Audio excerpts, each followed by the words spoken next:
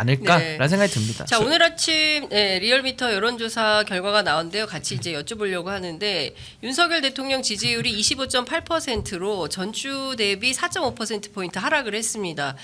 윤 대통령 지지율만 그런 게 아니고요. 국민의힘 지지율도 29.9%로 정부 여당이 정부 출범 이후 동반 최저치를 기록했습니다. 그러니까 무슨 얘기냐면 보통 심각한 상황이 아니에요. 그렇죠. 리얼미터 상으로는 이제 제시로 보는데 이게 참 재밌는 게요. 네. 지난번에 강서구청장 보궐선거 할 때도 이렇게 비슷했거든요. 여당 내에서 막 저기 싸우고 막 이러더라고요. 맞아요. 근데 지금도 이제 보궐선거가 지금 이제 한 보름 정도 남았잖아요. 10월 16일이니까. 그러니까 한동훈 대표가 지금 위기를 벗어날 수 있는 방법은 하나밖에 없어요. 지금 말씀처럼 강행 절대 못하고 두 번째도 절대 안 돼. 출당 할 수 있겠어요? 본인이 내쫓길 텐데. 사퇴도 아니라 내가 보기에 강퇴당한다. 강퇴? 사퇴라는 건 본인으로 하는 건데. 왜냐면 강퇴다. 아니 보궐선거 져보세요. 당장 네. 친윤계들은 그럴 거 아니에요. 지금 친윤계들이 가만히 보고 있으란 말이에요. 선거만 져봐라. 바로. 왜냐면 선거 리얼미터가 저 리트머스가 강하고 왜냐면 안상수 전 예. 시장 그렇죠. 인천시장이 예. 나왔잖아요. 무소속으로. 나왔어요. 예. 삼자간 구도거든요. 예. 강화도 만만치 않죠. 그러니까 이렇게 되면은 부산 금정도 흔들릴 수 있어요. 그럼 만약에 두 군데를 지켜야 되는데 네. 한동훈 대표가 한 군데라도 못 지키면 이건 바로 사퇴각이에요. 네, 사퇴각이다. 사퇴. 강퇴죠 오히려. 강퇴각이다. 오히려 봐라 뭐 지금 오히려 소리도 없기 때문에 제가 보기에는 그러려면 한동훈 대표가 사는 방법이 그 전에 뭔가 뭐 예를 들어서 보궐선거 전에 뭐 10월 10일 뭐 공소시효 있다 그러니까 그 전에 만약에 뭐 민주당에서 재의결 한다고 했을 때 네. 그걸 밀어붙여가지고 8명 모을 수 있느냐 그것도 안 된단 말이에요. 네. 그런 방법이 없어요 제가 보기에. 한동훈 대표가 사는 방법이. 아니, 그러니까 이제 저는 한동훈 대표에게도 살 수 있는 방법이 여러 번 있었거든요. 네. 근데 지금은 이제 거의 그러니까 실기에서 기한을 놓쳐버려가지고 저도 지금 시점에서 그러니까 선거를 지금 보름 앞둔 이 시점에서 한동훈 대표가 좀 할 수 있는 게 없어요. 네. 그리고 그 동안에 뭐 결단력이라도 좀 있으면은 뭐라도 좀 할 것 같은데 저는 그래도 뭐 아직까지는 좀 지켜봐야 되니까 전 아까 말씀드린 본인의 뜻을 강행하는 거 그리고 대통령을 출당하는 거 물론 다 불가능하겠지만 뭔가 본인이 하나의 액션을 하지 않으면 저는 답이 없다. 근데 아무래도 그 의원총회 가가지고 한동훈 대표 이런 얘기를 했다 그래요. 우리가 이게 무지성 지지해서 되겠냐. 무지성. 지금 이러고 있거든요. 근데 당내의 지금 분위기는 무지성 지지야? 무지성 지지를 할 뿐만 아니라 한동훈 대표 한 번만 더 입을 잘못 놀리면 네. 뺨싸대기를 지금 다 한동훈 대표가 준비하고 있다. 의원들이 지금. 네. 그래서 굉장히 좀 하기 어려운 상황인데 그러니까 애초부터 당대표 될 때부터 민심을 얻어서 승부 보지 않으면 안 되는 그 구도였거든요. 그러니까 본인의 저는 선택의 실패 아닌가? 노선을 잘못 잡았다라는 네. 생각이 듭니다. 이게 결국은 한동훈 대표는 본인이 이제 윤석열 대표랑 동급이라고 생각할 거 아니에요. 네. 그러니까 뭐 자꾸 독대 신청하고 이러는 건데 윤석열 대통령 보기에는 전혀 동급이 아니죠. 내가 키워준 많이 컸네 이거잖아요. 네. 그러려면 결국은 도전자가 뭔가 이제 힘 있는 사람한테 하려면 본인의 세력을 좀 만들어 가지고 상대방이 이걸 안 받을 수 없게 만들어야 되는 거예요. 지금 신 변호사 얘기처럼 한 20명 정도 모아 가지고 예. 여차하면 이거 넘어갑니다. 예. 최상병표 넘어가요. 그렇죠. 이거 김건희 특검 넘어갈 수 있어요. 예.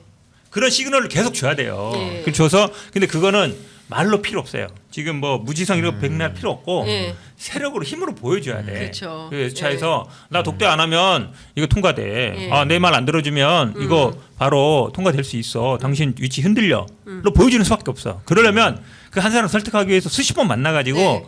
우리 이렇게 해봅시다라고 해야 돼.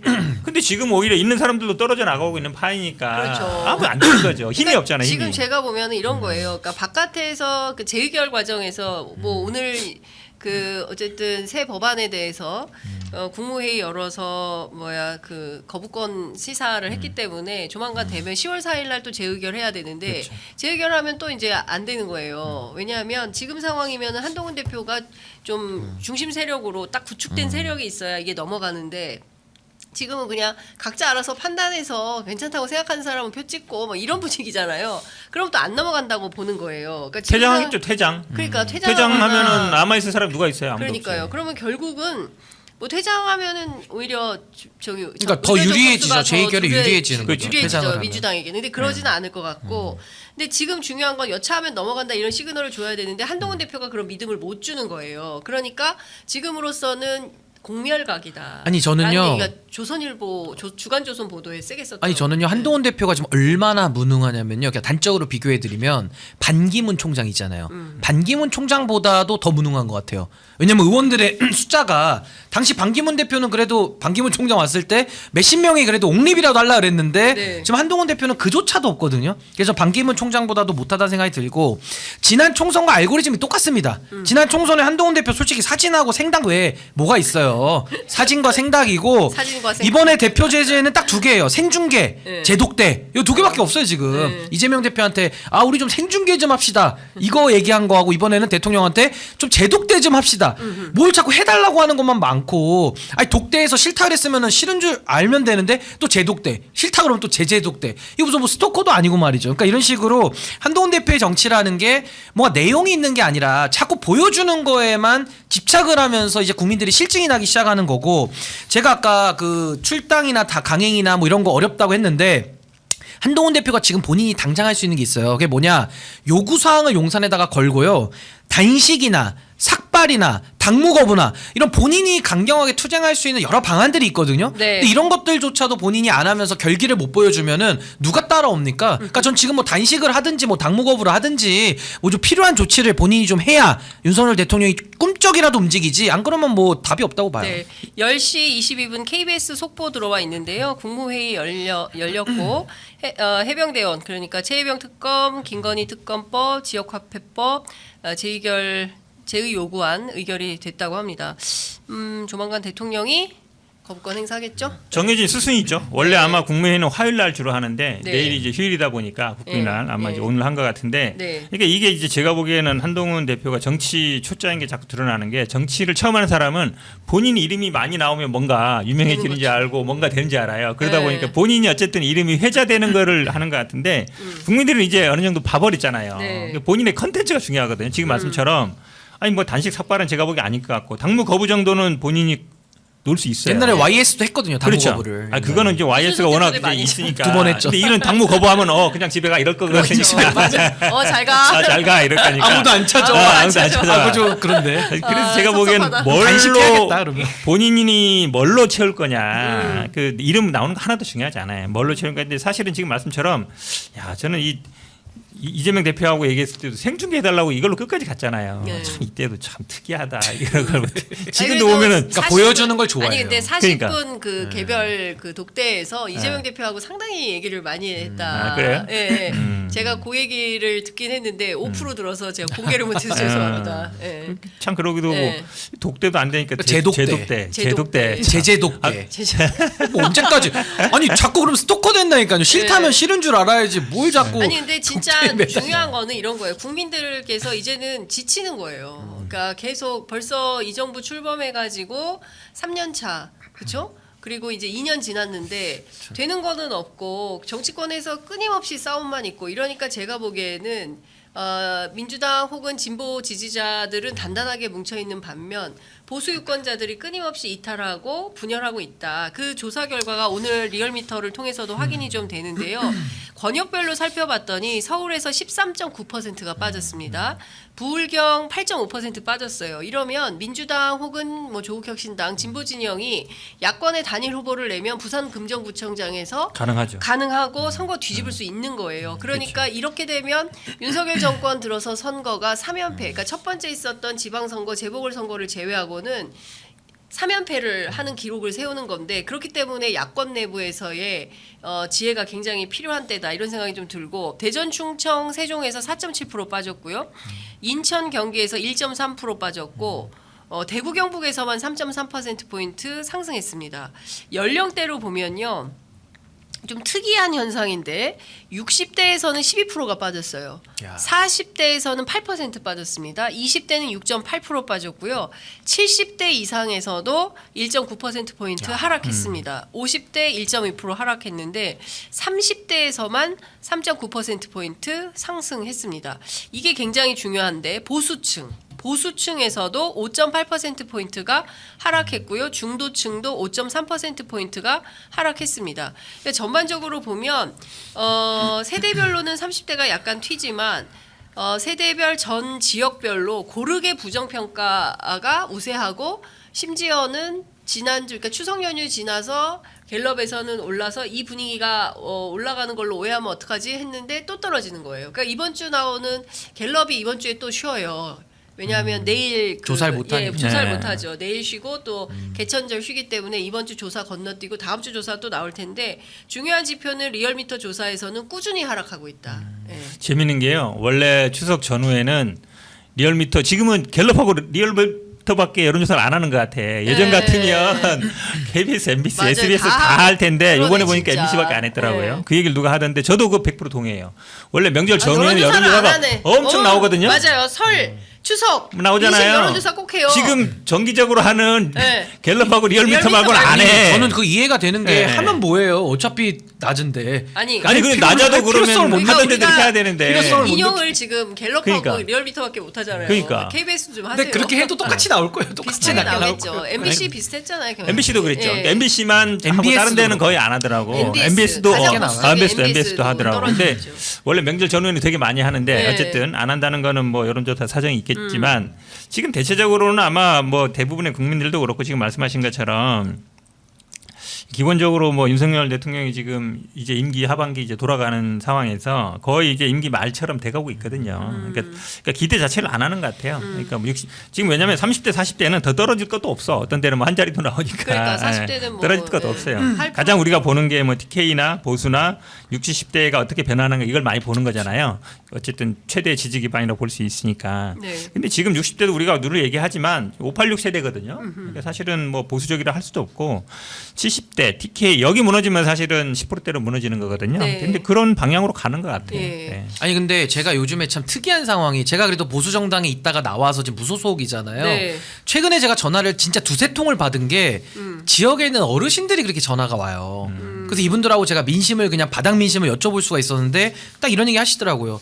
윤석열, 한동훈 둘 다 싫다는 거예요. 그게 정말 팩트고 이준석 의원도 싫답니다. 그러니까 보수에 대해서 지금 지도자급에 있는 사람들 다 싫대요. 그래서 제가 물어봤어요. 아 그러면은 선생님 누가 요즘 좀 눈에 들어와 이랬더니 의외의 말씀하시더라고요. 네, 누구요? 김문수가 좋대요. 김문수. 아 정말로 내가 듣고 또 제 귀를 의심했어요. 네. 그래서 제가 네. 느낀 게 뭐냐면 아 그래 김문수 뭐 장관을 좋아하실 수 있는데 네. 어차피 그분은 뭐 한계가 있는 분 아닙니까? 그렇다 그러면은 지금 보수는 지지할 사람이 아예 없는 거예요. 제가 그런 민심을 지금 바닥에서 확인을 하면서 아 이게 지금 보수의 현 주소구나. 지금은 도저히 누구도 지지해줄 사람이 없다. 그러니까 윤석열, 한동훈, 이준석 이 세 명이 똑같이 싫다는 겁니다. 우열이 없이. 네. 그래서 제가 참 느낀 게 야 그래서 진짜 보수 재건 운동이 필요하겠구나. 제가 그런 생각도 하게 됐고 아니 이분들이 제가 뭐라고 저한테까지 전화하고 하소연을 하면서 진짜 이거 환장하겠다는 거예요 보수가. 그래서 저는 오늘 리얼미터 빠진 데에 아까 70대, 네. 60대도 많이 빠진 데에는 아마 이런 분들의 정서 그게 있지 않을까. 근데 예. 이분들이 지금요 보수가 솟아날 구멍이 안 보이는 거예요. 아무런 대책이 없는 겁니다.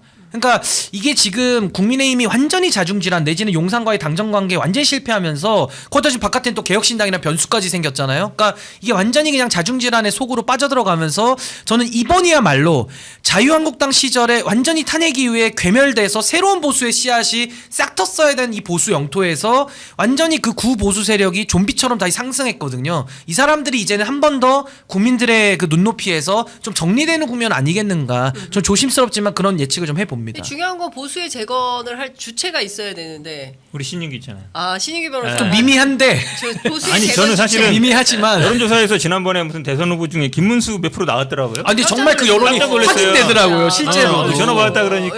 네. 정말로 진심으로 김문수 장관 얘기 하시더라고요. 아 근데 진짜 그 있긴 있는 여론이에요 지금.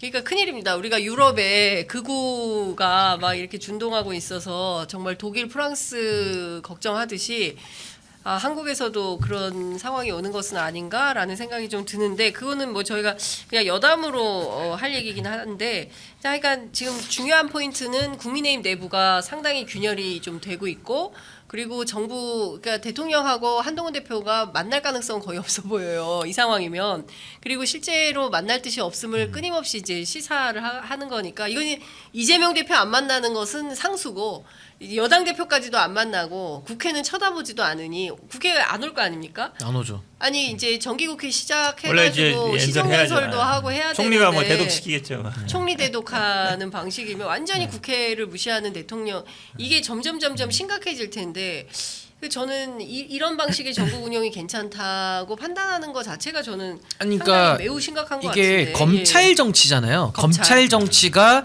사실상 국민의힘을 지금 지배하고 있는 거거든요. 그러니까 국민의힘이 핵심이 아니라 검찰 정치가 핵심인 거예요. 검찰. 네, 검찰 정치. 근데 검찰이 획득한 이 권력, 검찰 정치가 이제 한계에 왔다라고 저는 보는 겁니다. 한계에 와서 이제는 보수라는 플랫폼을 이용해서 집권까지는 했는데 그 다음에 이제 운용이 안 되는 거잖아요. 그 운용이 안 되니까 저는 이 검찰 정치라는 이 집을 우리가 상징을 해본다면 이거는 뭐 도배해가지고 될 거 아니고요. 무슨 리모델링해서 될 게 아니고 아예 철거를 해버리고 다시 땅을 파가지고 다시 세워야 되는 거예요. 그래서 제가 이제 보수 재건이라는 말을 쓰는 건데 저는 이제 검찰 정치의 유효 기간이 이제는 끝이 났고 이제는 뭐 썩고 부패하고 상하고 이제 이런 것만 나올 일밖에 없다. 그래서 저는 이제 보수 지지자들이 아마 검찰 정치의 종말을 조금씩 이제는 좀 느낌으로 이 피부로 좀 느끼고 있는 거 아닌가 그런 생각이 듭니다. 그러니까 좀 어떤 보수가 좀 이렇게 좀 근사해야 될 거 아닙니까? 보수를 지지하려고 하더라도 나라 지키고 이래야 되는데 뭐 예컨대 뭐 중요한 것은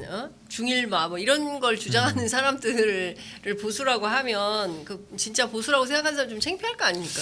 그러니까 보수 나라 지키는 게 재건이 보수인데. 예전에는 뭐 유승민 예. 의원, 그다음에 이준석 대표, 그다음에 이제 있었는데 사실은 또 유승민 전 대표도 조금 실망스럽죠. 사실은 뭔가 좀 했으면 좋겠는데 뭐 방송에 나와서 말만 하지만 좀 그런 것 같고 이준석 대표나 뭐 천하람 의원도 굉장히 뭔가 개혁을 할 줄 알았는데 이번에 사실 이 명태균 사건 때문에 사실 많이 생채가 났어요. 네. 그 우리 신인규 변호사 같은 데 역할이 있는데 이게 참 어찌 보면 뭐 이게 다른 당 얘기하는 게 좀 그렇긴 같지만 윤석열 대통령이 대통령 되는 과정도 봐보세요.